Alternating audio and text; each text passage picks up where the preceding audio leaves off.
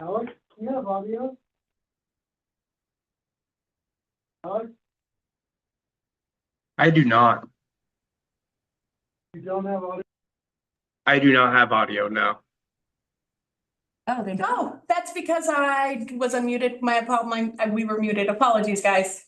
Thanks for letting us know. We're doing roll call, and we're approving the minutes from the last meeting. That means our recording was muted too. Sorry.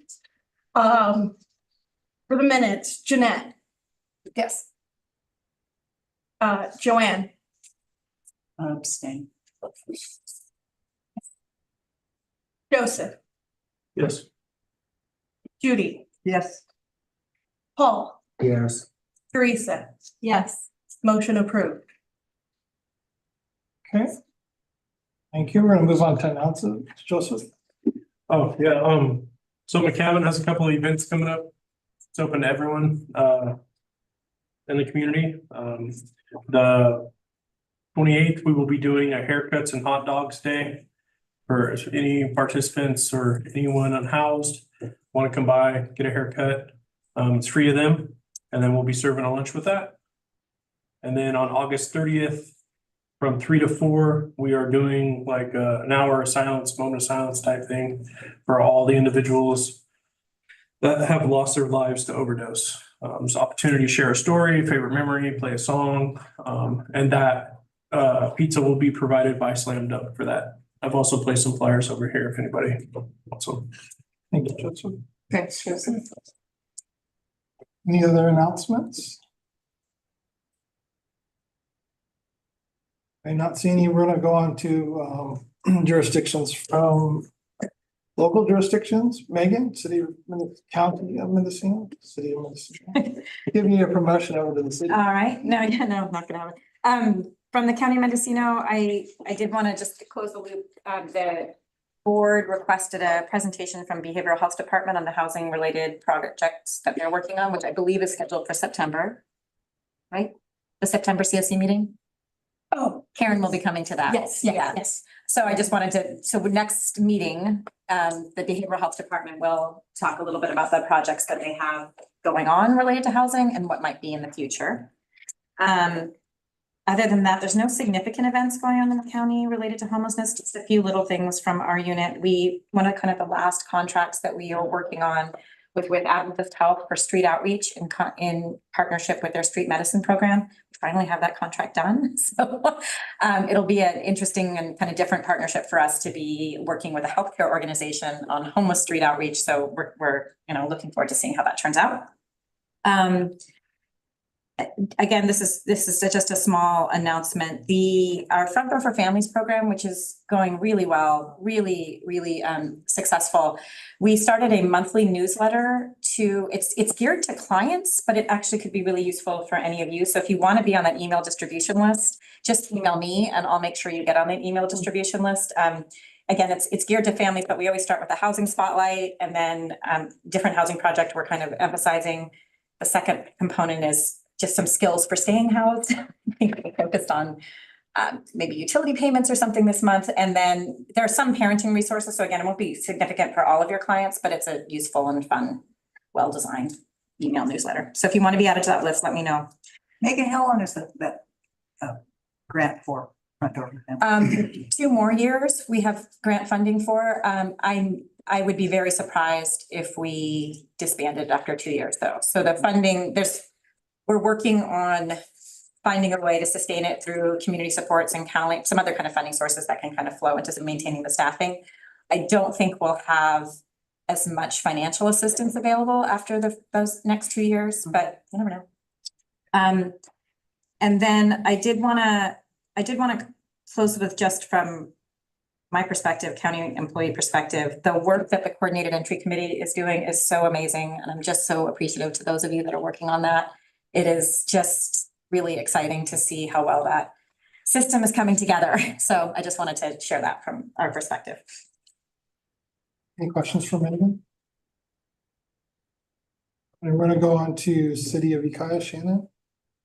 I see Shannon here. We'll skip to Jeanette, the City of Hope. Okay. We're gonna go see any committee reports. I don't have anything for strategic planning. Veronica, do you have shelters and solutions? We have not met since the last report. Okay, coordinate entry. Going really well. This committee is meeting quarterly with a work group in between. And that has allowed us a little bit more flexibility with what we do and how we do it. That mean we only have to meet quarterly in person, but we're meeting online every month. The biggest next step is getting into HUD compliance with the referral process in HMIS. There's a lot of detail that needs to be documented per HUD requirements for a COC coordinated entry. So like whenever a referral is sent to, a housing provider, that has to be acknowledged, determine if the person's eligible, and then, sent back to the case manager what that determination is. That's the way the system's supposed to work. And we've kind of been limping along getting there where we have a list that housing providers select from, but it should be the coordinated entry system selecting the folks and telling the housing programs, here's your list, and go in order based upon vulnerability. And so we're going to be training our case managers first on we have to first develop what that looks like. And so that's the big part that the committee is looking at of, what those referrals, what that process looks like. And so I was going to do it under the HMIS committee, but I might as well because it's linked to this. We've been working with CDC through their permanent supportive housing grant to roll out this program. So it's kind of been our test. And so that's where we're working. And I imagine the next step will be through behavioral health recovery services housing. We were contacted by staff over there to start the process of developing the process of how units through the behavioral health recovery services system, how those units get filled. So Willow Terrace or Creek Commons,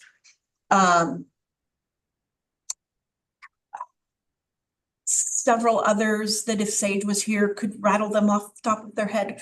But those programs. And so I see it starting with like Oak Creek Commons where we already have a process, fine tuning that and then seeing how else it can work with the other units as well. So lots and lots going on there.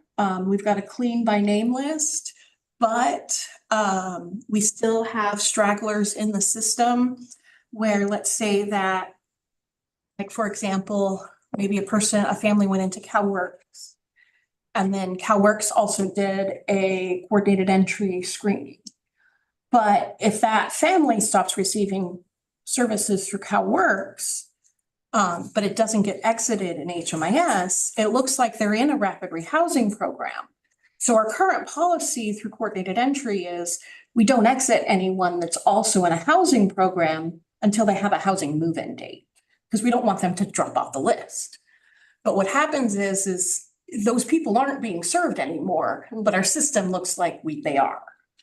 And so that's another part of the cleanup project that still needs to be done. What happens if they move into housing process, drop off, or they dropped off and they move into, say, Oak Creek? Do they transfer in the computer from? Well, their coordinated entry should be exited at that point because they're no longer homeless. Right. So that way they don't get pulled by another housing program.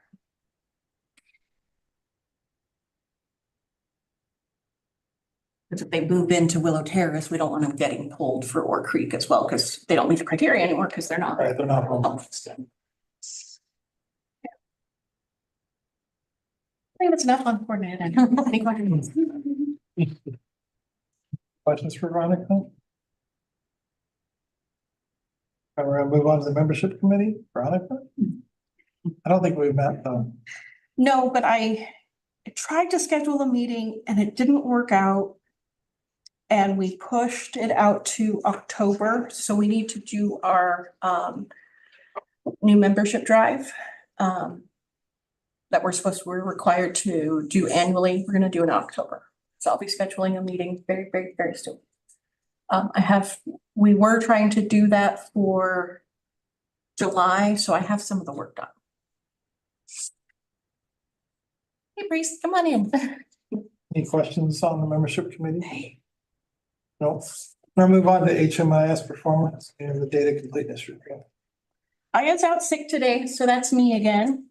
In your packet is the July 2024 data completeness report. It just demonstrates the HUD required data elements of most projects and how they're doing. There's a few that look like they're doing poorly, but they're not. It's because oftentimes they're street outreach projects that they don't necessarily align. Or there's very little data in there. And the project is in the process of using HMIS, like the RCS Bush Street Apartments. There's probably just a few people in there, like maybe one or two people. I already looked it up. Yeah, There's so, four. yeah, there you One of go. them doesn't have any data. Right, so that's probably where that's coming.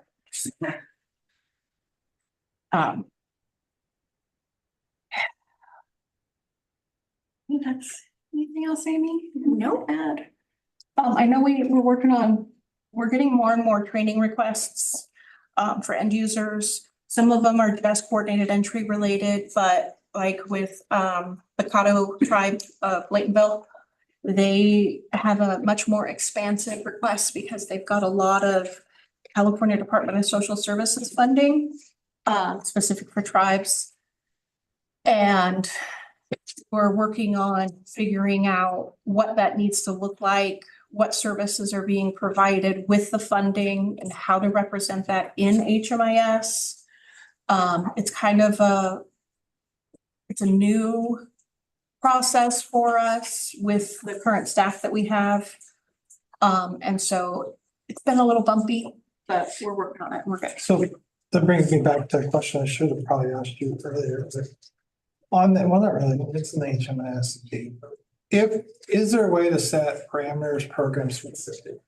Yes. What do you mean parameters though? So like data you would collect that's specific to say Oak Creek Common. Absolutely. We can add unique data. Because we have to report back because it's, of course, it's coupled. Right. Nothing ever by itself, but it's coupled and no place like home requires, to track X exits or what, most of the stuff's on the exit let us know what funding sources require it, and we can look at what projects and what those additional questions are. No problem. Okay. That's really been the biggest hiccup with a lot of things, is knowing what set of questions we need to ask which clients. And so it's been a growing area. Like on the entry and the exit. Well, mostly the entry. The exits are very, very similar. It's just really where did they go? What kind of housing assistance did they have? What was their income? Unique things like that, but nothing that's real different. I think homeless prevention might have a different exit than all the other projects. But I think that's the only one that's different. But the entry, that's unique by project type. Like how many days you're on the street or. Well, like coordinated entry asks that question. It just depends on, Some of them are the same, some of them are different. Any other questions? Okay, we're gonna move on to the ad hoc report. Veronica, the report and the summaries in our packet, right? It is. So the executive report is in your packet. And it's going to be presented to the board for approval. under the board protocols and governance, section G of the agenda. So we'll actually get to the heart of it. But so and I did send this report out to the ad hoc committee and several other stakeholders that were involved later in the process. Got a little bit of feedback, incorporated it. And so it's being presented to the approval. And if the board approves and it accepts and approves the executive report, then we can go ahead and disband the 2024 pit count ad hoc. Okay. You don't want to do it right now, though. Well, So let's wait till we'll do. if there's direction, like major direction on like, hey, how are we gonna figure this out? They might need to meet again. All right, we'll do it on YouTube. Okay, projects, update Jeanette from the Mendocino County Green Tree Collaborative. Yeah, so the last meeting I went to was on July 11th. We had about 13 participants. Anybody is welcome to join as well. We go over the recidivism rates, but I'm gonna ask Buffy if we can filter it out for just homeless individuals. I don't know if they have that capacity. But it's increasing, so I don't know if that's sometimes weather. We've seen people either try to get back in to be sheltered if it's too hot or too cold, because we've seen those trends go through. In May, we were at 79%, June 82, July 91. So it just keeps increasing. Does that mean the person who came into the jail had been in jail and then went back in? Within how far, do you know? They're looking at the three previous years. Had been at least once in the last 3 years. And so that they discussed, they're talking about some funding that they get and how that's dispensed throughout the jail. We had the EDD department discuss their programs and laws changing regarding them and how they could connect people who are incarcerated for income. We had the Department of Rehab there to kind of talk about connecting persons before their release. So I think that was the theme of discussing different agencies that could be connected with the inmates before they get out. I personally received about 3 referrals through the jail. Buffy sends them out, kind of basic demographics, what they're looking for, and then a signature for all the releases. And if I wasn't able to help them, just let her know, check in with this person to see if they can help with that, or I could look at their release date and kind of connect them before they exit. Quick question. Mhm. Are the referrals then sent out to the jails to help them directly, like having that one-on-one contact? So the way I get them, I get an email from the jail if they're returning to the Fort Bragg area and see if they need help with housing or with jobs. If I'm not able to assist them, sending out that referral further if they didn't know about that agency. So they're actually coming from the staff in the jail, knowing that that inmate's gonna exit and what they might need. And I don't know if anybody else has received referrals or seen them. Joanne's nodding I get for the record. a lot. Is that through community supports or? Jackie's sending them directly to me and Buffy's sending them directly. Okay. Is Jackie someone who works in the jail? We've had some requests for. All right, thank you, Jeanette. Is there any questions for Jeanette? Thank you for going. And It'll be interesting to see if it flattens off or if it keeps going up. And I'm happy I could send out when I get them in the emails. I don't know if anybody else gets them. I could send out or bring copies of them too. Are there any other projects anybody needs updates on? All right, Quick question. Yeah. You have the numbers for Fort Bragg, right? For recidivism rates, That was just throughout Mendocino County. Mendocino County. Okay. So do you have it bifurcated where it's Fort Bragg, Ukiah? No, if I could ask if they could do that. I think the difficulty is if they're unhoused and they're, they could be unhoused in Fort Bragg for a little bit or in Ukiah. So I'm gonna see if she could just filter out or unhoused. If that's a possibility. We'll move on to the 20 time account report, Veronica. Yeah, okay. So starting on page 15 of your packet, and if you don't have a copy, there are extras over by Amy over here. It's also available online on our COC website. Yes, it has this big red mark on it, watermark. I just wanted to make it very clear that this hasn't been approved. And so a cleaner one will be published once it's approved. There are several differences in what we did in 2024 as compared to previous years. And I just wanted to briefly touch on those before handing it over with our contractor.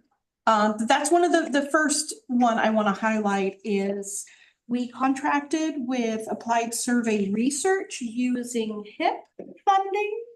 Right? I can't remember. Yes, it was HIP. So, It was HIP yeah, funding. okay.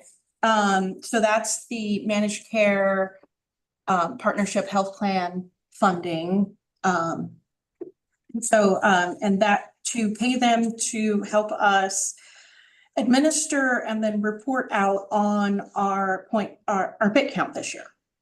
For the first time ever in our COC's history, we were able to garner support and involvement from our tribal partners. And so we were able to conduct canvassing on most, if not all, of the tribal lands within our jurisdiction of Mendocino County.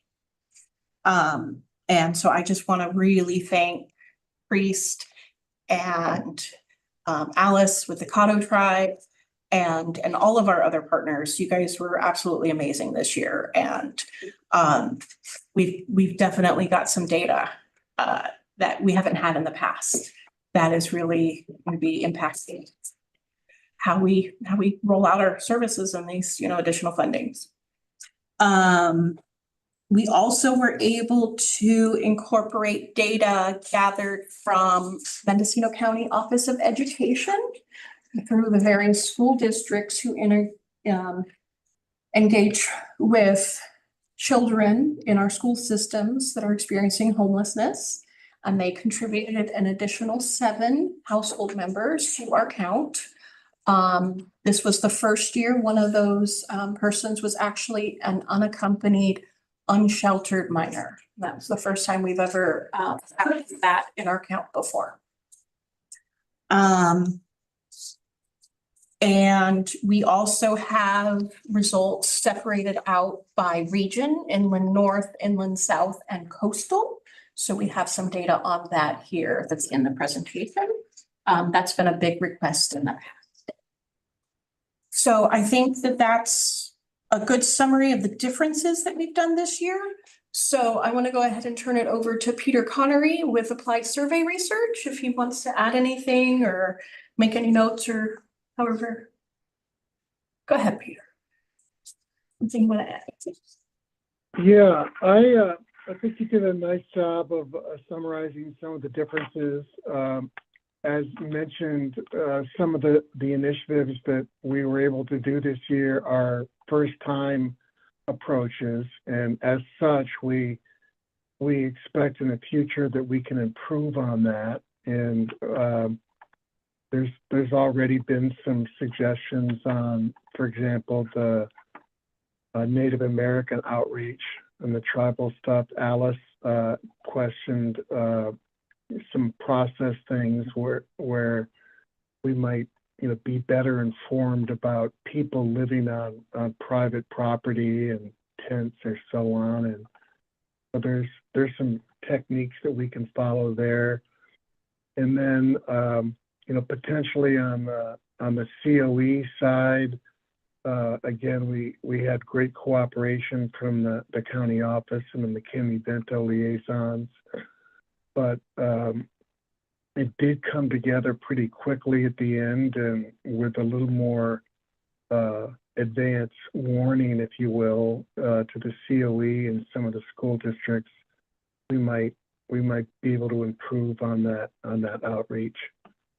And then I know a continuing improvement area for us is to recognize the value of persons with lived experience being on the on the count teams. And we certainly had some success this year with some lived experience participants, but there's an even greater opportunity for that in the future, and we think that will yield a more accurate profile than we were able to achieve this year.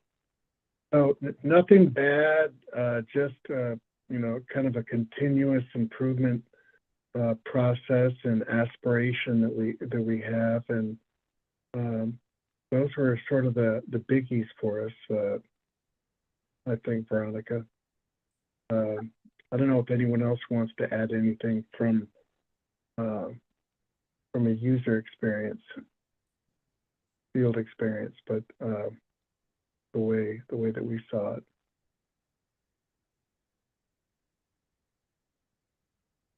Yeah, I would just say, I mean, only getting 7 families from the school districts is pretty disappointing in my world, knowing that, last year, the year before, we, had gathered 784 identified homeless kids within the school district. So again, not all of those are going to meet the HUD definition, but 7, I definitely know there's more than that. So I think outreach sooner before the pit count, like really following up with those liaisons to try and get more accurate data, I think is helpful. Yes, but just so I'm clear, but was the question to them, who of children are unsheltered? Wasn't that the question? To meet the HUD definition for the Yeah. count, correct. Right. Yeah. So that was the question you asked the family, like who was sleeping in a We car? did outside? demographics. I had them fill out the whole Excel sheet with members in the household, age, ethnicity. Yeah. And oftentimes, the liaisons only have access to the child, not necessarily the whole family dynamic of who else living there. Right.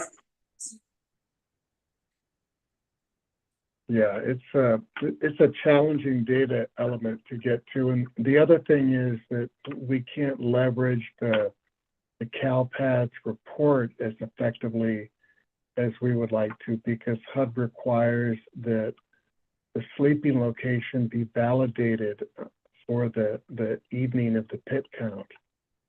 So we can't rely on the administrative records of the county office Right. by themselves. They're obviously a resource in checking, but there's a complete validation requirement to include all of the data, which is why one of the reasons why you see a big discrepancy, as well as the significantly broader definition for McKinney-Vento homelessness versus what we have to use in the pit.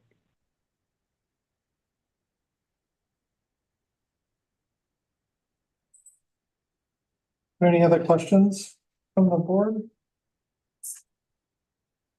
Well, I don't know, it's not a question, it just is that I can't remember that a report ever looked so Good. organized and easy to read. Thank you, ASR. And so it really is kind of startling.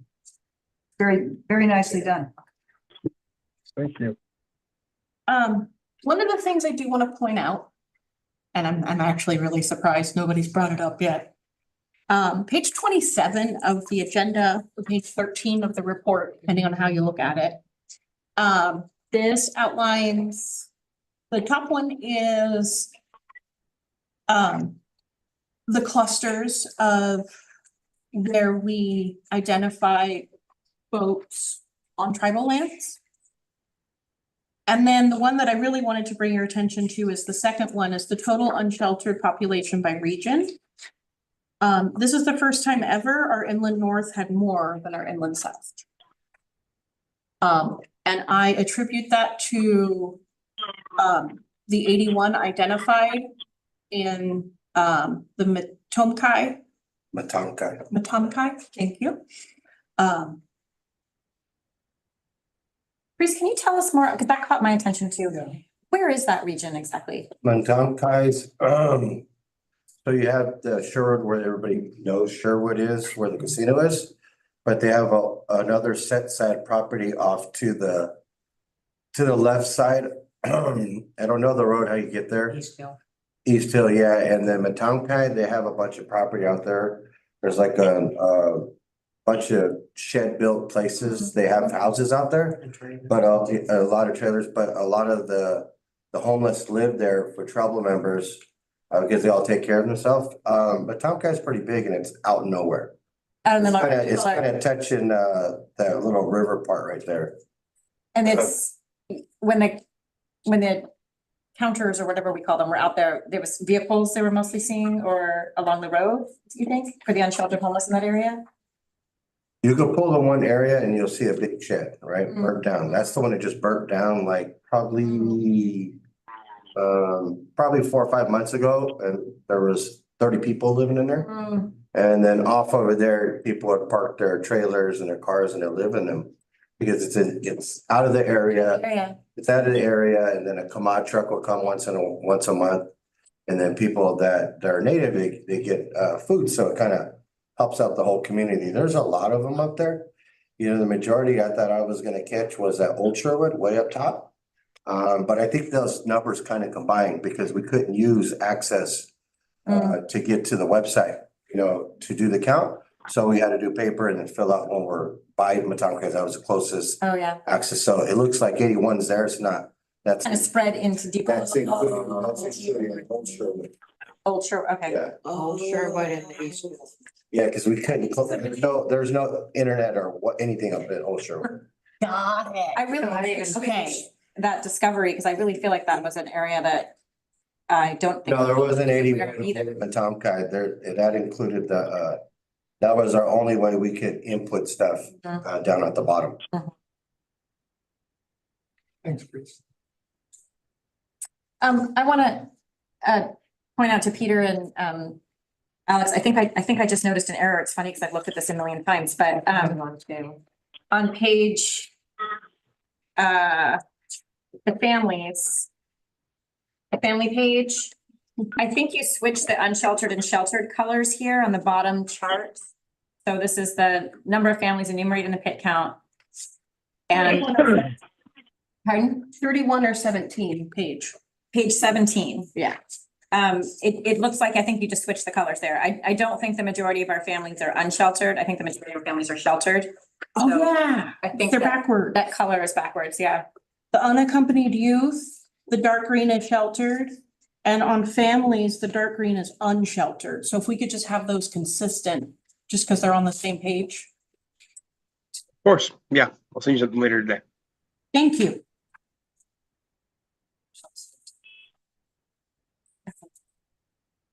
So, I guess Sorry about that. the other question I would have, I mean, it's still kind of. So this time we actually were able for the first time to capture the people who are homeless, who are Native American in our community.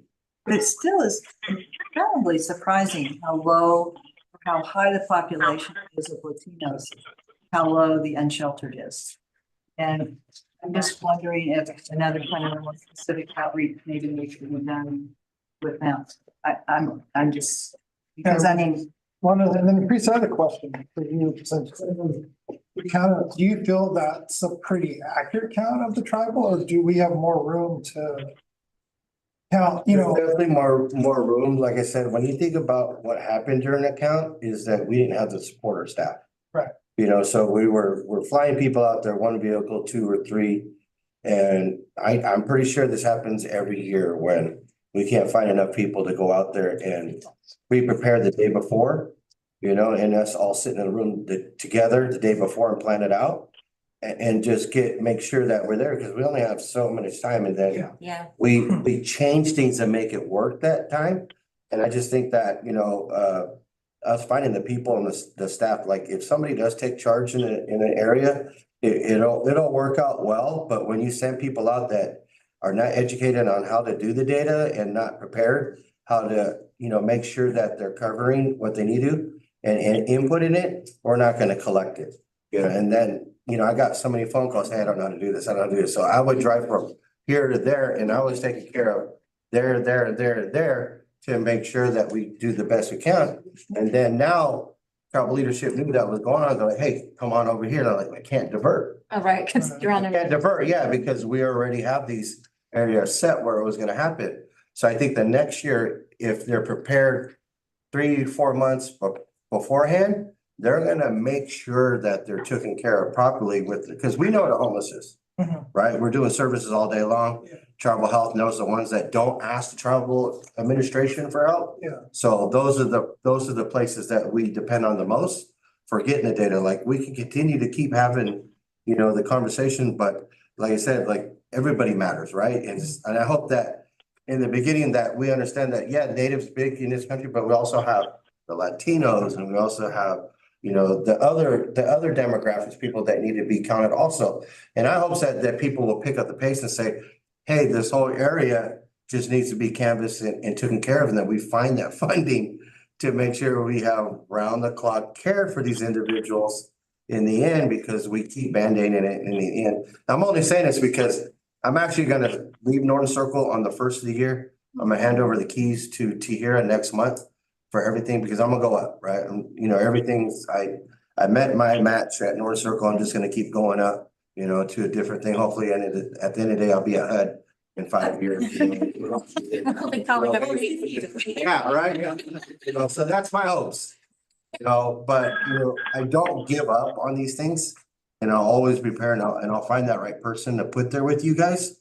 But we also need more people to come in these meetings and address the issues that we have in our community. And like I said, and I could say this over and over, if we don't stop isolating with our resources, we'll never resolve any issue in this county.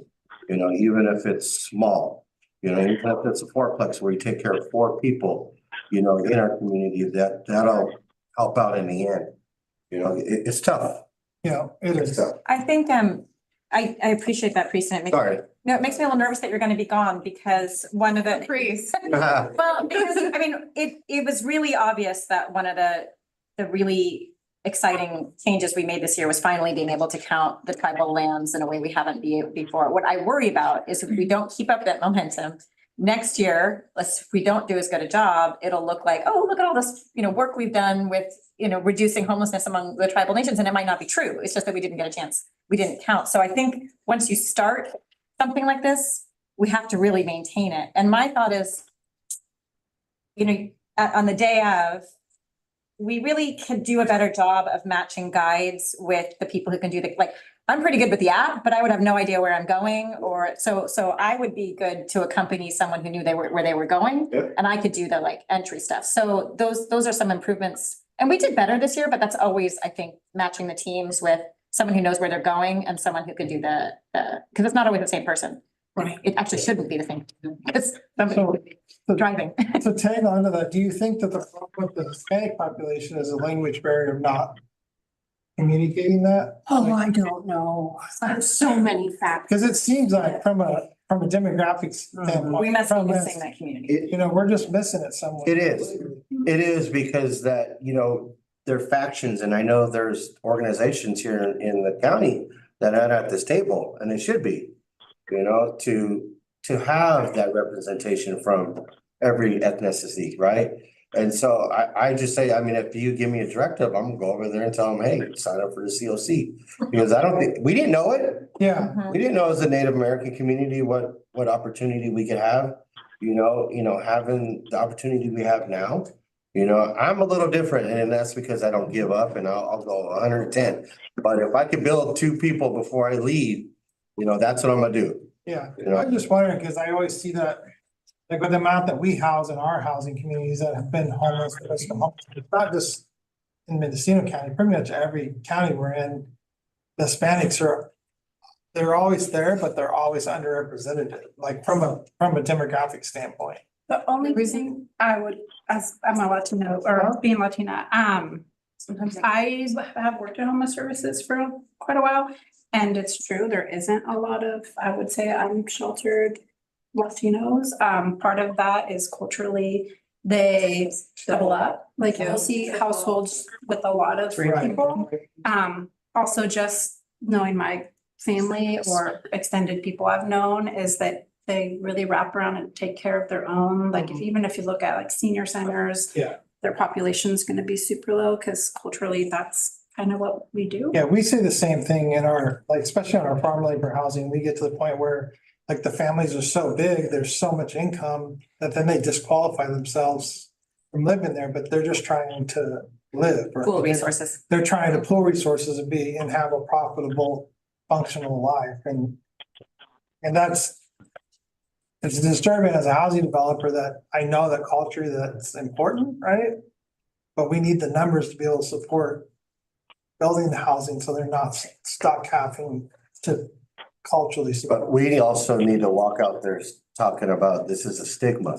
Yeah, Because a lot of us won't give up nothing because we're thinking we're gonna get kicked out. yeah. I think there's a price to pay if we give up information. Yeah. And we gotta promote that, just a stigma. You know, we're here to help, you know what I mean? That'll help me out. You know, cause I didn't want to give it, when even census come around, my grandmother used to tell us, out of the house, those people are walking around. Yeah. Yeah, we would have to go to like the lake for like a week, you know, yeah, to make sure that nobody knew we were all in, 20 of us are in the house. In the household, yeah. Emil, you had something to say? No, I think out of respect, I just didn't know out of the data, because sometimes when it comes to the data, and if it's not, you know, it could be an issue that some people might think someone is white when they're actually Latino, or, you know, they might claim that they're white, because I've seen this with all different ethnicities, even Black ethnicities, where you're like, you're not white. But they claim a different race and ethnicity because they're trying to like hide in the Yeah, state. we've run into the same thing when we do our demographic reporting that, we see a lot of people claiming they're white just because they're not comfortable or as Bree says, feel safe to claim their ethnicity as they are. And it's not for us to question that, right, when they declare it. I think it's also like clear if they're not documented, Yeah. if I get services, I'm not gonna get my citizenship. Yeah, My mom became a citizen out of state, but just. I'm gonna lose my kids or something, yeah. And also the number, it always confuses me when I fill the boxes, because it's like Hispanic or Latino, and then there's another one. Yeah, I'm doing but it was always confusing. yeah, not anymore. They changed that now. Chris, can I ask you a question? Yeah. Just because it is kind of fascinating to me about the 81, unhoused, unsheltered people that none of us were aware of. But it is Indian land, Yes. right? Mhm. So they also probably do not come in to use probably necessarily food banks or building bridges, so they really are like, because they're actually on their own land. What we would probably call it a homeless encampment in a sense, right? And homeless people, we don't let them have land to have. Sort of interesting. So I'm just throwing this out as kind of just like this, a different way of doing it. So they don't probably access some of the services that mainstream services that we think that we're supplying to help people who are homeless when really they need housing or a place to stay. And it sounds pretty isolated. I mean, it's a drive to town. Mhm. Yeah, that's what I'm saying. So, and probably some of them share vehicles or whatever, just like what They get a ride or they hitchhike, because I see this. yeah, what an encampment People would go do. out and try to get stuff to bring back, right? Mhm. They didn't go, they could all go right if they went to the right place, but they try not to have anybody know where they're at. They try to use different addresses, because when you ask them for addresses, they're like, they don't want to give it up, right? And it's hard. But that's where the cultural sensitivity needs to be brought in. Like, I understand, you know what I mean? Like, all we need is for this. Like with the Latinos, it's also cultural sensitivity of how their culture is. That word Hispanic means his panic.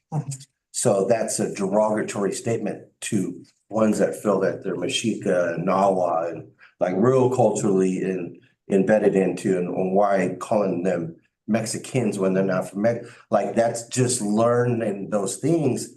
And if you break that ice with those things, then they come around like, oh, you understand what I'm going through. You know what I mean? Because that's what I got to do, right? I had to get myself, I'm half Mexica, but I had to also teach myself to interpret, what their needs were, because being a Native American just from here doesn't mean it's Mendocino County, like before colonization, like it was South America and North America together. And so now we teach each other like we're all together, like, you know, we're just from the land. So, and then they get comfortable with that. Oh, okay, you identify, you know, in that area. And then I teach my staff, like, just ask them, you know, where are they originally from? Where do they want to be recognized from? And then they're more comfortable to to break that barrier down and give more information. It's hard. Yeah. It's hard to get that out of my own people Yeah. because I'm a Martinez and they're like, well, I know some of your family. I have one last question, please. Yeah. Would it be helpful to understand, like, out of the, or a culturally sensitive type of perspective, would it be okay to figure out if those particular tribal members from previous tribes or current tribes, if they have ever experienced any sort of tribes takeaway? Disenrollment? Disenrollment. Just, oh, that's Oh, man. a hot topic right now. Because I think when I've been reading some articles, they've been saying an influx in a lot of native homelessness related to disenrollment. That's exactly right. Yeah, and that was when they terminated they did a relocation, right? Or try to say they're gonna rehabilitate them. We're gonna teach you how to do auto trade or build a building. So they sent all these tribal members out, different areas, Chicago, all over the United States. And when they came back, they're like, what happened? Oh, no, you got terminated. We took the house. So that's where all the Native Americans, they say we're the first homeless people. I'm okay with that, right? I don't take offensive to that thing. I just like, we learn from our past. But a lot of them hold on to that trauma over that of their grandparents and all that, you know, and that's why a lot of tribes are like, being homeless is real for them. But, you know, when it comes to the cultural sensitivity, nobody teaches what happens when they said, well, we're gonna reenact you to be a tribe. So all the tribes said, all you homeless Indians come on over here. So Pinoleville can have a mixture of a bunch of tribes. My tribe, Red Valley, is a mixture of a bunch of tribal different members. You know, so they don't understand that when they redid that all homeless tribal members were allowed to be enrolled at that time. But then when you come, what is it, about 50, 60 years later, you get these people say, well, you're not originally from the tribe.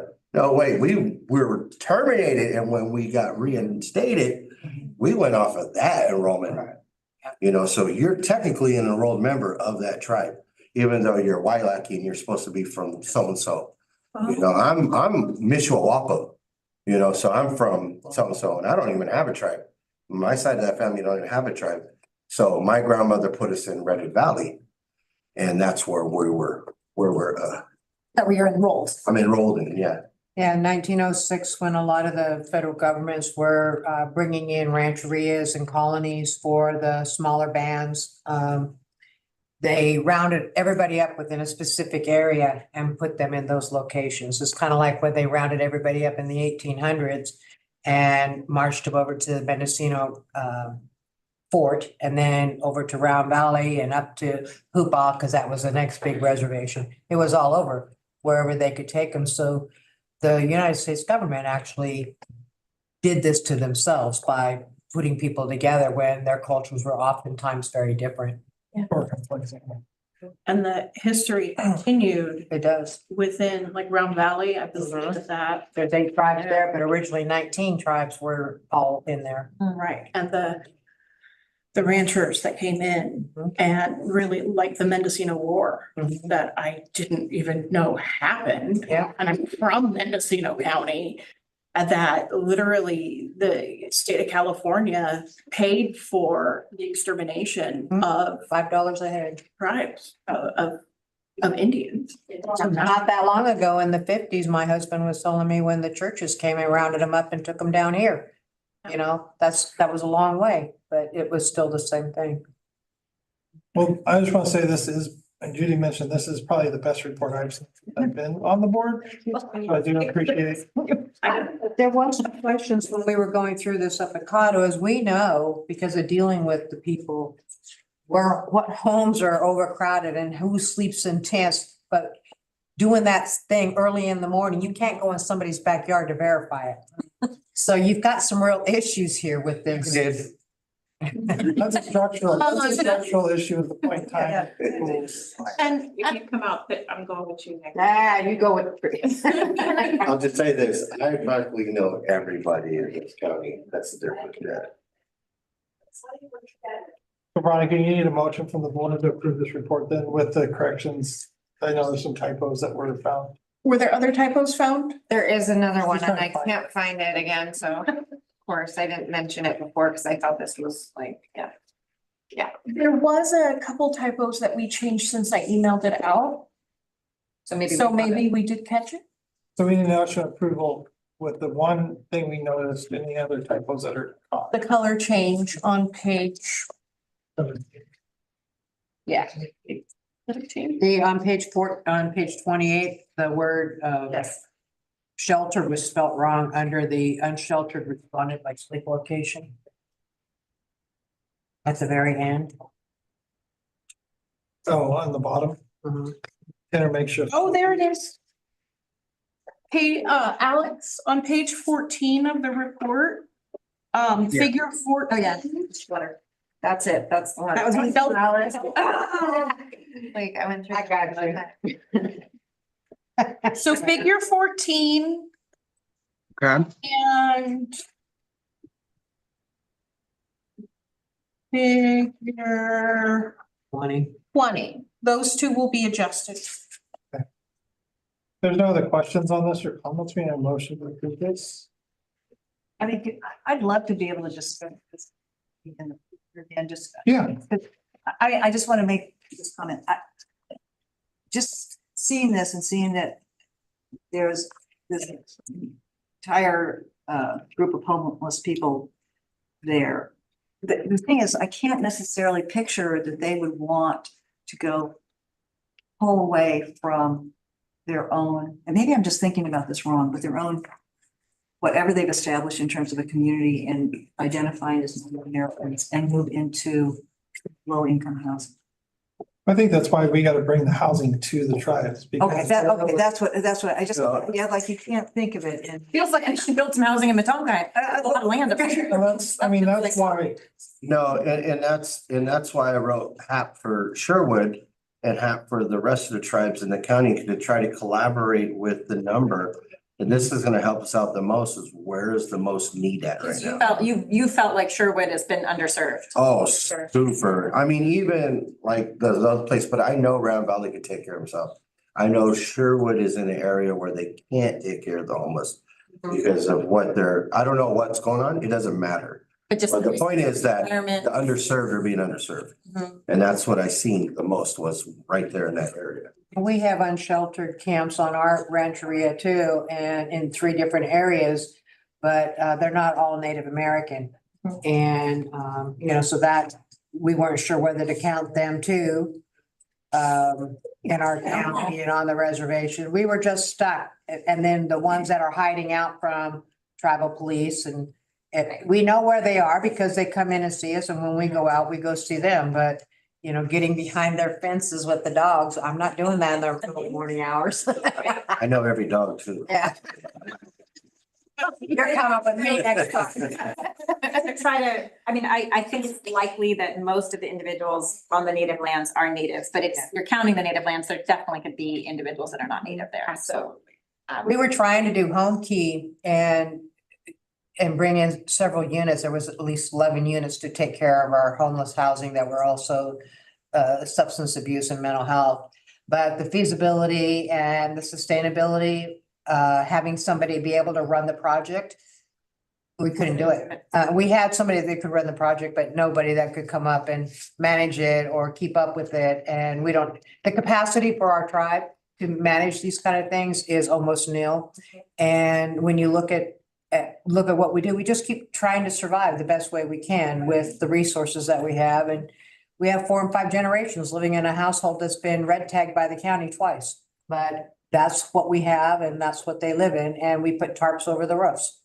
So. I also have noticed a couple, I think there's at least one motel up in Laytonville, and I'm like, this seems really underused. This would have been a nice. Yeah. I put my people for the HAP for emergency shelter and our priority is only for the medical. Mhm. And the tribe could only, because we could only get 15,000, was set $1,000 limit. Well, that doesn't even pay for a week. Right. So you're kind of stuck between what you can do and how you can do it. And that one hotel is much nicer. They work with us. We have a contract to a verbal contract. We don't have a physical contract, but all I have to do is call them up and they get my people in right away. The other one, I would not put anybody at because of the meth use in there and One that looks kind of empty that I was thinking that's. the budget one on this side. It felt like it could be a Project Home Key site because it didn't look occupied. Well, we approached them too and they didn't want to sell. So, you're kind of stuck between a rock and a hard place and then trying to get land and then you have to put it into feed. And then from feed to trust, it takes a long time. It just doesn't happen overnight. And if you have no economic base for your tribe, you're depending and living on grants. Yeah. And that's a hard thing. So many of us wear multiple hats. And then the insurance side of it is. Yeah, that was horrendous. And the insurance side of it's getting even more complicated for tribes to acquire insurance. Yep. Even on, Wildfire risk? no, even on fee land, just simply by jurisdiction. Right. So a bad case up in Oregon, I believe it was in Oregon, Washington, Priest might know the case. But I was talking to our broker because we were looking at a tribal deal up in Wairika. And that's a insuring a project on fee land that's tribe owned as a partnership is now at risk of. Because they won't allow value on tribal Right. trust land. You can't, So you can't insure or give it a value, a monetary value. right. The only one that we have right now is Hoplin's, the only tribe that will give value, the title company will give value to and insure. So there's some difficulties on that side too, above and beyond the operational stuff. So, People involved, you got EIA, county ed. I just want to second what Jeanette said too, that the majority of our English language learners kids in school, they are multiple double deck families. And so kind of an educational piece because many of them will not even sign their kids up for my food program because if they're applying for their visa or they are undocumented, they don't want their name on any piece of paper, even if nothing is being entered in because they're afraid that that's going to impact their And it will, visa. it will. Yeah, they will. Because if you use public services Yeah, while and you're that waiting, count you as they say, I'm sorry, you're pulling on our Well, economy, you're out. Well, but not my program. Yeah. Mine's all voluntary, like no, their information with their name on it goes nowhere, doesn't go to the that's state, good doesn't then. go anywhere. They get free food. But many of them, if they, and again, fear of CPS, right, that their kids are gonna be taken away. So that is an educational piece that I think we could identify more of that population. do we coordinate with food banks at all? I mean, just being a low income ESL kid, I know that a lot of the community that I grew up with used the food bank. And so I know that there's a high population of the Latino community that go there, and I don't know if they get, when they sign up, that demographics there. I don't know about food banks, but yeah, for my program, no, we don't, it doesn't go anywhere. It depends if they accept the commodities or not, because those are federal. Made a motion to approve this. You called for a motion to approve Yeah, the two with the two changes. changes. Figures 14. I'll move. Priest moves, is there a second? And then to answer your question, yes, I do want to put this on the topic and it's discuss it more. I don't think it's one of those reports we just don't put on the shelf. I think, as Priest mentioned, I mean, our point in time count comes up, right? And the next thing we know, it's on us, right? We need to start like in September and October, having this conversation, because we know for next year, we're probably gonna follow the same model, so we can start that training and education now, not 2 or 3 weeks before the. Absolutely. Okay. There's a motion on the table. There's a second. Okay. Joe seconded it. Any further discussion? Roll call, please. Please say yes, no, or abstain when I call your name. Jeanette, Yes. Joanne, Yes. Joe, Yes. Judy, Yes. Paul, Yes. Priest, What are we voting on? and Teresa. Yeah. Yes. Motion approved, and Teresa. So since we have that approved now, we need to, do you need a motion to dismiss the No, you can just disband it. Okay, the point in time count committee for this year has been disbanded, but we will Probably next month. reconvene it next month. just FYI. Because I think Priest has a good point. We need to start the training conversation Yeah. now. We know approximately what date is gonna come up, right? So we need to start now so we can train and educate, because I don't see us changing systems for the 2025. So I have another question now that this report is approved. We've typically done a kind of loose press release in the past. Now I have this shiny report. It's so nice. I want to do, is that a direction from the COC board to do? So when we do that release, Veronica, it probably should be from the COC and not the county, but we'll just do a press release for the report is done. Press release, I'll sign it so they can come. Okay. I think the narrative in the beginning part is probably what we'll use for most of the content of the press release. They can come yell at me if they want to. I've gotten, for people who are outside of this COC board who've seen this report, really find it really pretty and useful. This report A lot of, yeah, it's kind of nice because I think no one's really focusing on the uptick in the numbers, which I appreciate because they're just like, oh, this is such a big deal. Well, this report will be very useful from a developer standpoint to go to the funding sources and the politicians and go, look, just because you guys threw so many billions of dollars at this during COVID and you had 2 or 3 people embezzle millions of dollars. Feel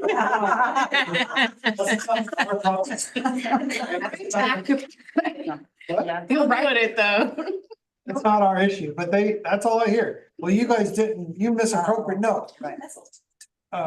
Spangler Industries is part of it in Southern Oh, it is, California. oh, in Southern Part of the California. Humke project, yeah.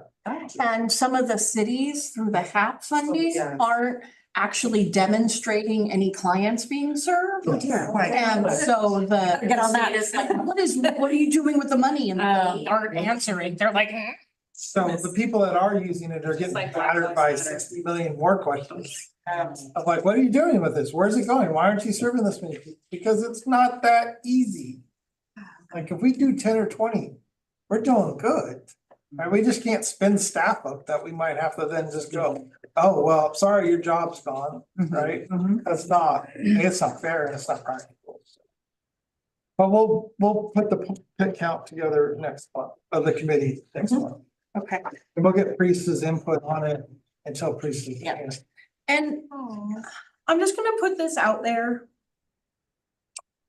It might behoove our community to have someone else besides me step up as the captain of all of it. And that I can provide administrative support. But there's a lot of moving pieces. And yes, we're gonna have a contractor, because as far as I know, so it's not like it has been in the past where like this position's doing the forms and things like that. And Amy, we do have some support, it's either Amy or I for some of this. But if there's somebody in the community who's, I love the pit count and I want to be involved more, think about taking a bigger role than you have in the past, and you will have support, I guarantee it. Okay. We're gonna move on to funding because we got some more reports done here. I can see you talk about it. But move on. We're keeping you, Veronica, sorry. That's true.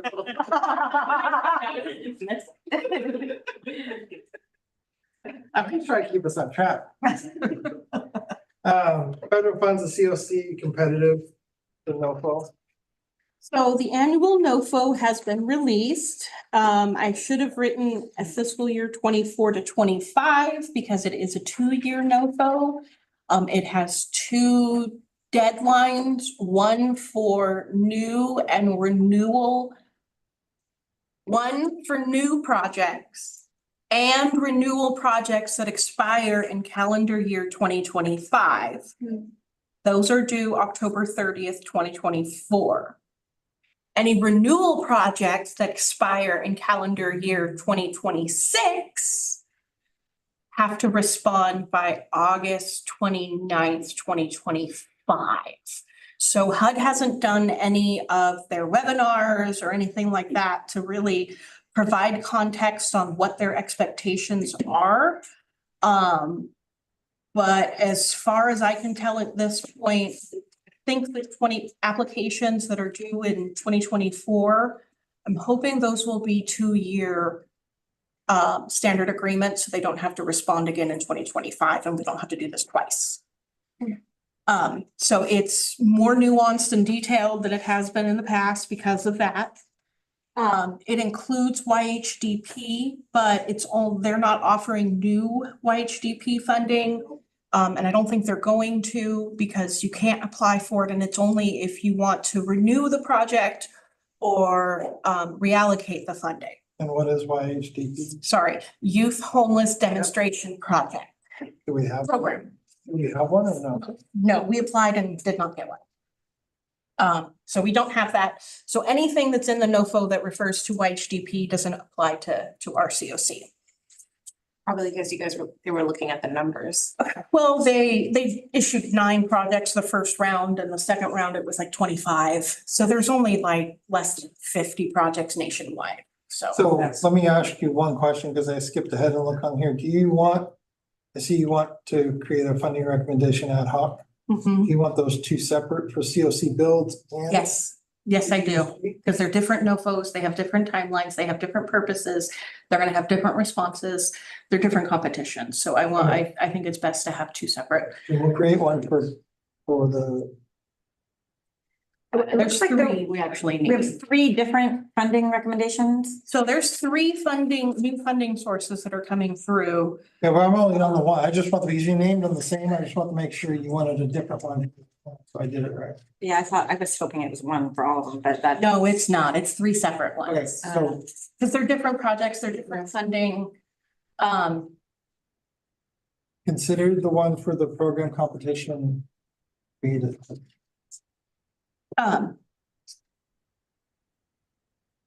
Say that again? So you wanna, For B, the COC program competition, whatever you want to name that, that's Yeah. gonna be one committee. So we need an ad hoc funding committee for the COC annual competition, NOFO.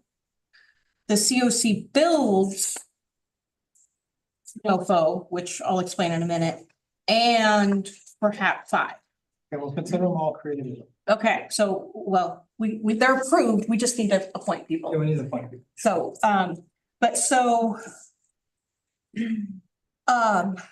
okay, so that takes care of H1A, 1B.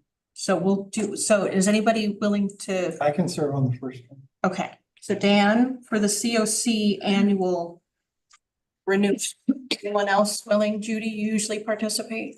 I guess, sure. Are you up for it? Sure. Okay. So I'm willing to participate. It depends on the date. So is it November 21st if those are due, like when, because I'm going out on surgery at the end of September and probably won't be back for a couple months. Due October 30th. There's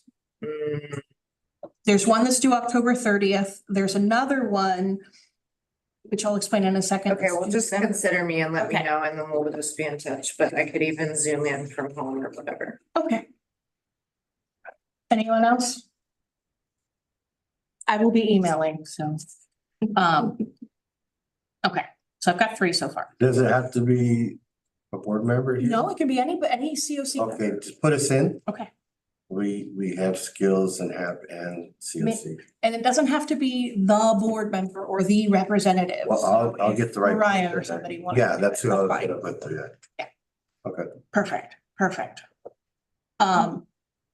Okay, so in addition, every competition, as long as it's allowed in the HUD NOFO, which it is this year, the COC has to decide if it wants to reallocate any renewal funds from one project component to another. Oh. So like we have the coordinated entry supportive services only grant that's received by CDC, but they want to give notice and have it turn over to somebody else. So the COC has this opportunity to say, do we want to use these funds for something else? So And- you're asking for a different activity, not a different vendor at this point. Right. Do we want to do you guys, not me, not we, you, want to do a different project type? So instead of coordinated entry, it could be rapid rehousing, or it could be, there's a list. I got a list. Or does it find you to reallocate them? Yeah, we lose that money for the coordinated entry. Currently, my recommendation is we do not reallocate any funds. CDC submits a renewal application. Once, and I need clarification from our HUD TA, if it's once the competition closes October 30th, or if it's once the award letter comes out, it's one of the two. But once that happens, we then approach our San Francisco HUD field office and say, we need a different vendor, walk us through this local competition we have to do. And we find a different long-term coordinated entry list manager funded by HUD COC funds. And is CDC willing to go through the work of applying and doing that? Yeah, with help, I'm gonna help. We've already helped. I think the thing about the correct me if I'm wrong, Veronica, but the renewal funds, they're not exactly guaranteed, but it's a renewal, it's a different competition than competing For new competitively funds, for right. new funds. So there's a risk that you could lose those funds Right. entirely. if you There's switch the program. There's tier one, which last year it was 93% of the previous year. This year it's 90% of last year's amount. They haven't released what those numbers are yet, even though we're 6 weeks into the competition. Are we 6 weeks? Maybe it's only 3 weeks. It was the end of June. It's only 3 weeks. But anyway, so I don't know what that exact dollar figure is yet. But it covers all of the PSH grant, the TRA that CDC gets every year, plus about $45,000. Okay, so if we want to hold fast, which is probably just thinking about it quickly off the top of my head, would be my recommendation. Do you need the board to do anything? No, I need the board to decide, we don't want to reallocate, no vote. So from a consensus of the board, do you think holding fast is the right decision? You're on the board, Trace. I'm fine with it because I'd rather have, or if you're gonna say, what else can we do? Like, I don't have a report of me. It says what we use the money for and what we could use it for. So that's not fair for me to make it. No, yeah. I would just not, because in all honesty, you gotta meet the needs, right? Yeah. What is the most important need of our county and our members? So that's just my point. I do the same thing over there. I would say for now, we just hold fast and don't reallocate. Okay. I think I wasn't trying to tee up this conversation, but earlier my comments about how much progress we've made in coordinated entry, I would really hate to lose that momentum. We would if we reallocated this. And I think the CDC. I wanna be part of it. CDC being open to having a different format of using those funds will strengthen it as well, to Okay. be able to just keep that progress going. Okay. On to COC's builds then. Okay. So for the first time ever, HUD has released funding to continuums of care for capital investment. And I know, Judy, right? Where's that NOFA at? Right here. You sent me the summary? I did send it out to the full Okay. COC, and it's, but I can send it out again. Yeah, I And can. I'll look it up. COC builds, I can show you the number and you can look up the Because FR number. it wasn't limited straight to just COCs, right? So COCs recommend the application. Yes. So it's just like with the COC where CDC, the Housing Authority, applies for funding to operate their project. Right. And the COC tells HUD, we recommend this application. And so that's what it is HUD knows, we know what we need way better than they do. They want our recommendation on what they should fund. And that's how this process works. And so we have to determine, one, do we want to do this? Do we want to submit it? Because it's not required. And two, if so, what priority do we want this funding to have? Do we want rehabilitation? Do we want new construction? Like, what do we want? And so my recommendation is to form an ad hoc to look into that and to come up with a local notice of funding availability and do a local competition. So if we did that, we'd have to release it really fast. Yes. Like today. I mean, it's pretty simple, though. I've got it. Already acquisition, I mean, the world is when you're asking us to recommend, I'm in, like, I want to be a part of that. It's something fast going, fast paced, like, it's something we could build a report for you guys for real quick and send an email. Like I said, it's just recommendation. One piece I want to clarify is, Mendocino County is eligible for one regular project, any COC, it's limited to one. We're eligible for $5 million. And we can also submit a second application with it, for units located on tribal reservations or trust land. A second one. So A second one for an additional Okay. 2 million. There's a tribal set aside. Yeah. Yes, so it's up to 7 for 2 projects. So do you have to have the land available for the trust land? Like we have 3 encampments, so if we cleared them out, that's something we could apply for as a tribe in this county. That's a detail I would have to look into. I've been focusing on the other one because the timeline's sooner and I know that one. And I didn't even know if we wanted to do this, so I've read it. I think we are ignorant if we don't do it, Right.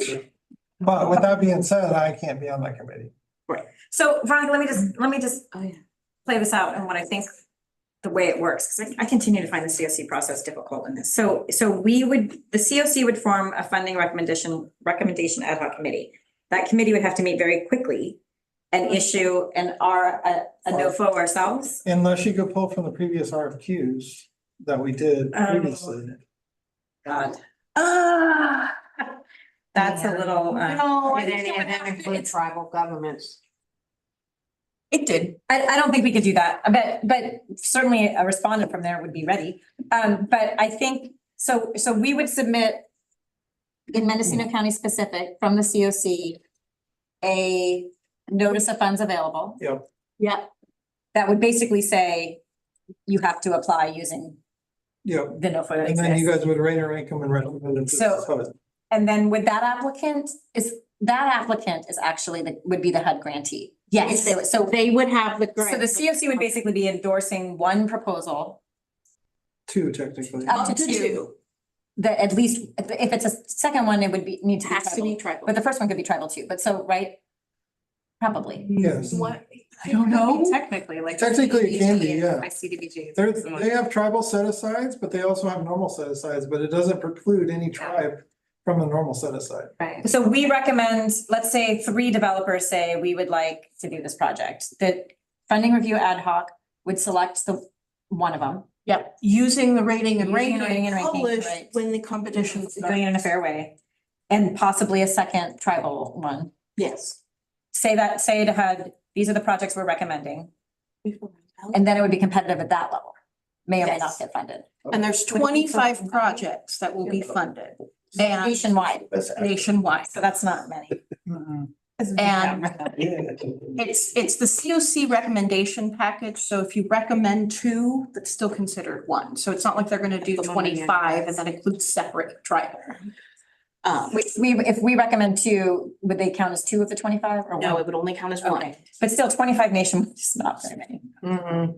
That means California will probably get 3 or 4 at most. There's also this whole thing with HUD where the first 65 million are awarded to states that have a balance of state where they don't have a whole bunch of little individual COCs. Basically, it's a California rule, but they don't call it a California rule. to where all the other states get priority over that first, and 110 would be remaining for the rest of the nation. Are we the rest of the nation? Uh-huh. Okay. So it gets they're even more more competitive because we're in California and We're California in the doesn't have part- a balance of state. Okay. That project has to be pretty much Try to do it. So it's sort of irresponsible not to do it, but it's because we need to give developers an opportunity. If we don't do it, they don't have an opportunity to apply. But if we don't get 100% scoring, we're not gonna be competitive. So it's gotta be a score. Well, 95. And where's the majority of the scoring? I couldn't answer that question. It's It's very buried in- detailed. It's buried in The no phone. But if it's like any HUD project, it's gonna Owners be and very, developers. well, no, it's not, well, they're all onerous and difficult. But it's gonna be hard to score 100% just because of their density and their, like, I mean, the thing that precludes Laytonville or Leggett specifically now, the northern county, is the lack of grocery stores. I mean, the food desert up there precludes the majority of these funding sources because you have to have a certain square footage to meet bare amenities. So when the market left, Well, we have a market now, it just Yeah. reopened. I'm just saying it takes a while to reestablish that, right? But when those voids open up, it makes it even more No, complicated. they don't. Sometimes they do. Okay, well, I will look at the scoring criteria and see how practical it is to get 100% on it. My gut tells me it's not very practical, but I still think we should try to at least do the no fun. So the things like what you're talking about, do those fall under section 3 requirements? I don't know, and I can't speak to this specific one because Okay, my because HUD brain, has that whole wide. because my brain right now is on a TCAC application I'm talking Okay. about for another project, so I know the tax credit side like the back of my hand at the moment. I've not done a HUD one for a while. So I have to go back and look at what section it falls into. I Okay, just know getting 100% score is difficult yes. unless you have a prime piece of dirt in a very specific area. And that would probably fall under Next to. the implementation. Next to- so we probably do, is the board feeling like we need to form this committee? Yeah. It's not gonna be. I do. Chair develop. It's not, I'm not saying we would even apply for it. I think that it would be hard for us to justify not giving a developer the opportunity should they want it, right? So I think that's the problem. It does feel like a lot to pull off by November 21st. And the point in time count. You mean, sorry. I have to do all 3 of these plus the point in time Yeah, count. so that Which is part gonna makes have, me like, a little nervous. Let me look at, 2 let months me look at now. the scoring criteria and I'll call Priest. Because the way to score this would be to do a tribal application for both. Would probably be the The most. only way we're gonna be competitive Would be the enough most- if there's But- 2 applications submitted. But we need to make, the board needs to decide if forming a committee today. I mean, maybe, right, Well, we can form it today and then we can just simply. let's not dismiss do it, yeah. Okay, Who wants to be on the so committee? who wants to be on that funding ad hoc? But if you apply. So, Priest, are you sure Northern Circle wouldn't apply? We're not, You're not gonna so apply? you'd have to recuse Nothing. yourself then. No, But you guys, be sure he's not gonna apply, then it's okay. oh, yeah, yeah, that's the sorry, only way it can be on this. yeah, I feel like I'd rather the tribe do it it's themselves. because we're just Circle. EAT. Okay, Yeah, It holds more power when the tribe applies for it. it holds a lot more power when a tribal entity does it Okay. themselves. I feel like I should be on that committee just because I'm a little, I've got to make sure. We certainly don't have the timeline to submit a NOFO through the county processes, so I want to make sure, not even close. I want to No. make sure it's sort of a COC. And that may be. It's and that may- 100%. That may be something that just shuts us down completely, but. No, I don't think it will. It's just, I have to make it clear that it's a COC process, not the Yes. county RFP process. right, it is not, it is absolutely not the county. Because the county wouldn't be the grantee. I mean, No. whoever the applicant is. The county's not involved at all. Right. The They would- the only money role would the not go through the county county. has is as the collaborative applicant hosting the competition locally. And the money doesn't come through the county. Not at all. It's gonna go directly to the grantee, the applicant. It's like the This ESG. It's just like ESG. It's just like our COC with CDC. Okay. COC with CDC. I have a feeling my team already pre-prepped this, so they already know if it's practical or not practical. Right. I'm not saying we would or would not apply, but I'm just saying they probably have already looked at it and went, this is not practical, we're not even looking. Paul, do you want to do it? I'm just looking for people who definitely won't apply. Camille. Thank you. Oh, good. So I got Camille, Northern Circle, please will let me know. Megan, Paul, anyone else? Teresa, do you think this is something Todd might be interested in doing? That's why I'm not going to. Yeah, like, I wanna vote. All right, if anybody else wants to, let me know. Okay, next, HAPS. HAP, the good old HAP round, what, 6 now? So HAP 6 has been budgeted, but no documentation or announcements or anything has been released. The grant management did move to HCD. So all of my reporting and everything is gonna be through HCD. I think they're in the process Have fun of with that. amending. Yeah. I said that out loud more frequently. Yeah, you did, you did. So that's happened. I submitted the HAP 5 application revisions on time. I haven't received a final approval yet, but it's just technicalities. We'll get the money. Community Care Management Corporation was awarded 400,000 under HAP 4. I haven't been able to get in touch with them. I've tried multiple ways. I've called Laura Barker, the new ED, multiple times. I've spoken with her. She said she would get back to me, and then I didn't hear back. Dan tried to approach people in the office. There hasn't been anybody around. I sent a certified letter requesting response within a 14-day period. I got the certified, the signature card, Laura signed for it. So I know she got the letter. I received no response by the due date. And it was at least 10 days when she got it. So I've done everything physically within my power, besides knocking on her door and being like, do you want to do this? So let me ask a two-pronged question. I know this has never come up before because you and I had that conversation. It's a little weird. So we need to bake this into A future. a future Right. contract or future RFP that if you don't follow through or don't respond, this is what takes place. Yeah. And whatever that is, right? Because unfortunately, I think right now we're in a conundrum of like, what do we do with this $400,000? Because then we would have to go back to the county RFP process because this was a combined thing, or we go back and pull from that original list from HAP 5. Right. I mean, I think the question is, How do we pull this back if they don't? do respond? we go back and look at proposals that are now close to 2 years old? Or do we fold those unspent funds into an upcoming RFP, which we're going to issue fairly soon anyway, for HAP 5 and potentially HAP 6?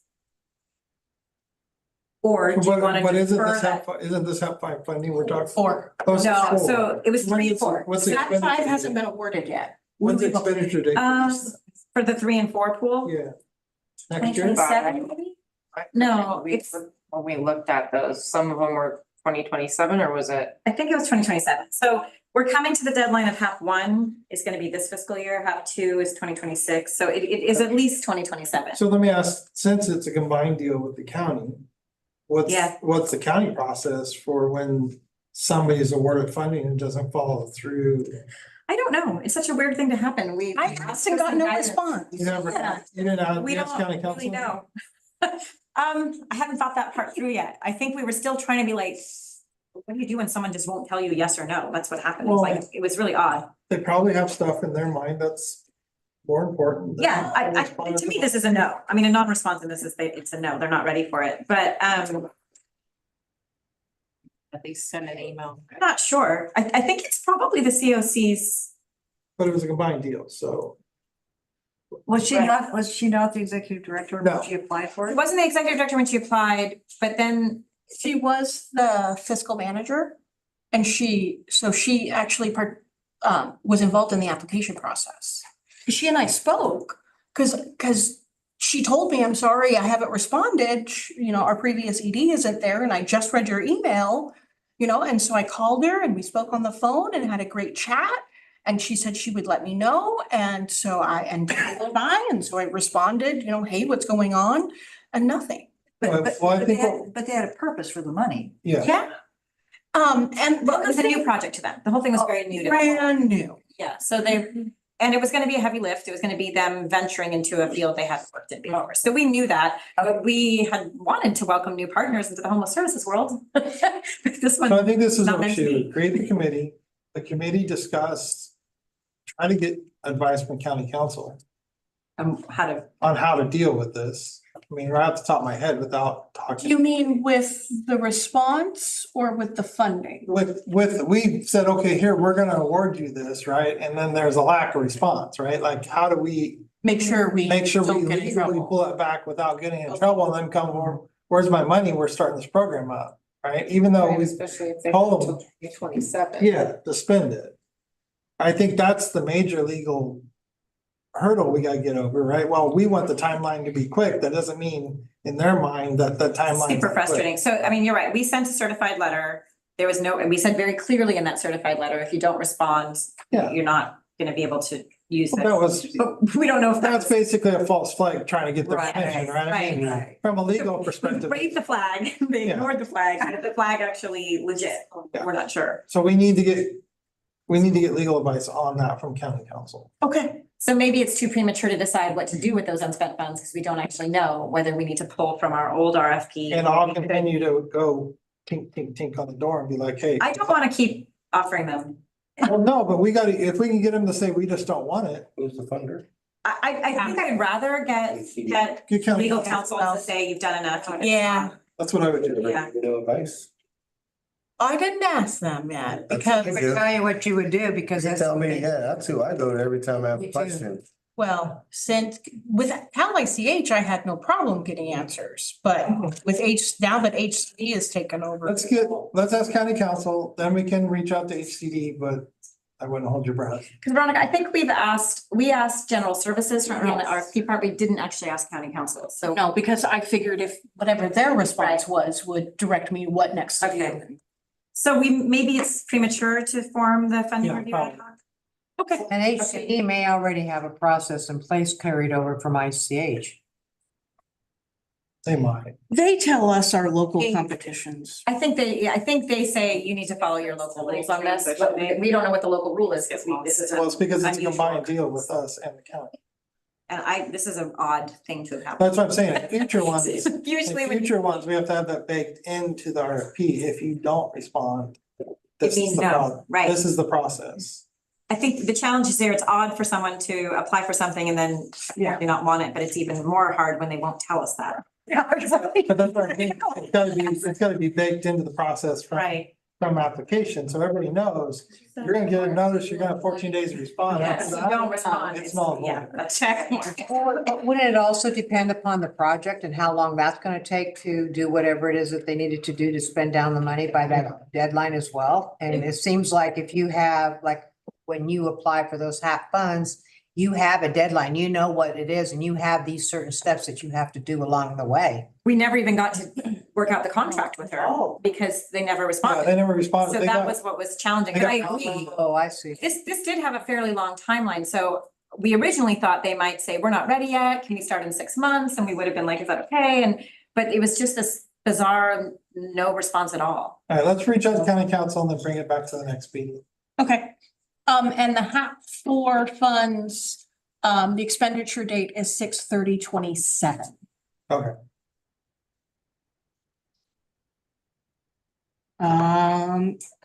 Ted? Questions on HAP? Sorry. Yes. Our funds have been expended. And we are working on requesting drawdown of all the funds from HCD. And then we can close it out. The last project was the coordinated entry list manager contract with Nutmeg. So they fully expended their contract. We're renewing it using. What are we using? Are we using? We're using county round one hat funding. Right.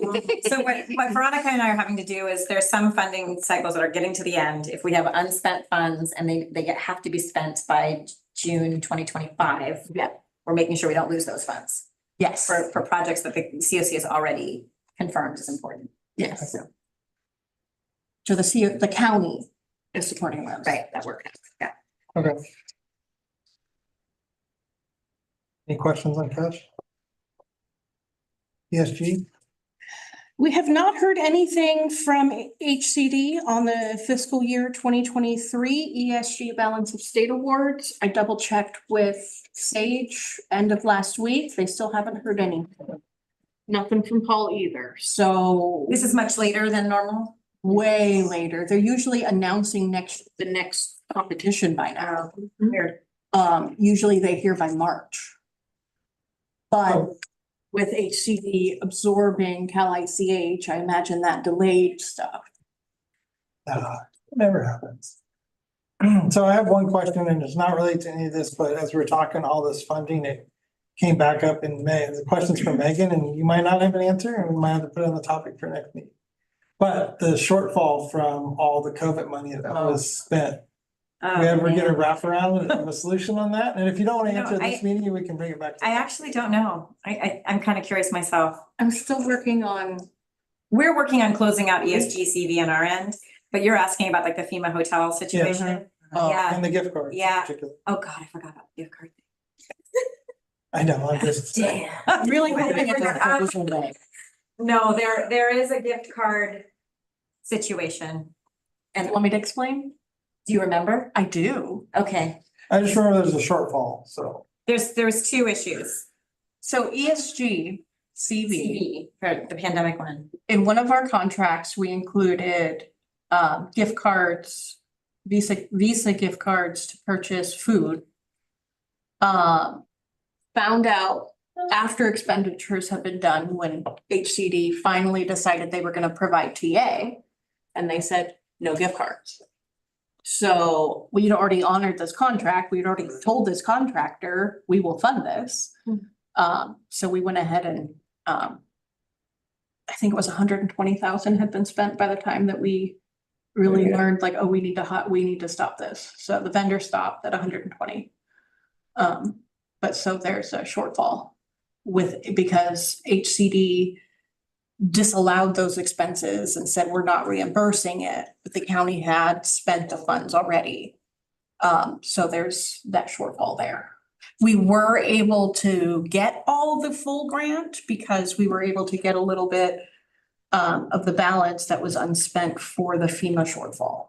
So the full 5.4 million in ESGCV was brought to Mendocino County. Just not to cover. But- the grand. But there was 120,000 ESG Bless you. expenditures that they didn't reimburse. So we spent more than the 5 million.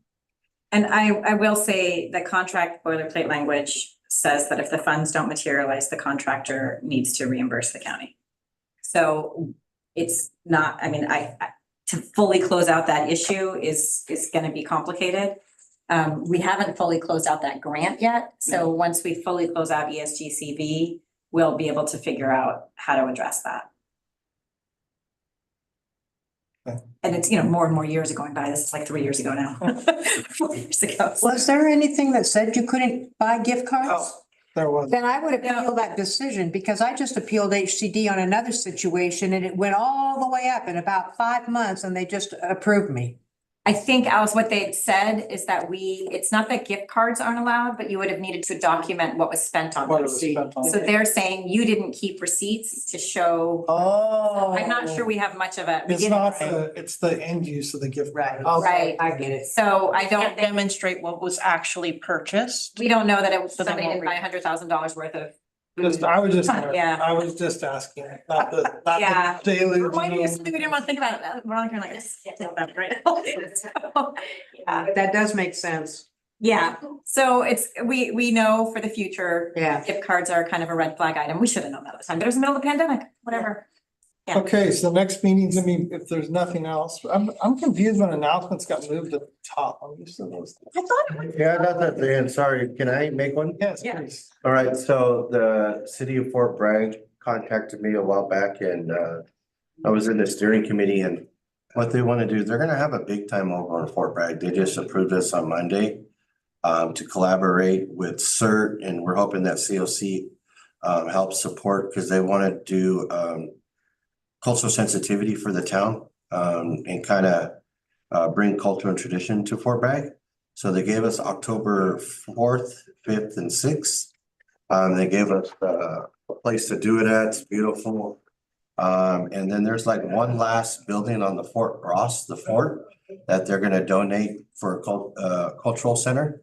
They're gonna give that to tribal leadership on, they were gonna give me the keys, but they're gonna do it on the, I said I'm not a tribal leader. So they're gonna do that on the 4th, have a meeting, and in hopes that somebody could come on over and kind of understand what, because I'll have 39 tribal members there, tribal leadership there at that meeting, all the way from Lake Minnesota, all the way up. If you guys want to be represented there, it'd be awesome. Maybe a good opportunity to lead, to meet tribal membership, tribal leadership. It's just one of them things that you don't think that'll ever happen, and maybe kind of, it happens more often, for people. And then we're gonna do a lot of cultural stuff, but at the same time, just get the relationship between tribes and the city and the community. To kind of just know that we're here forever. We're here together forever. Is it gonna be on the old Georgia Pacific site area? Is that the?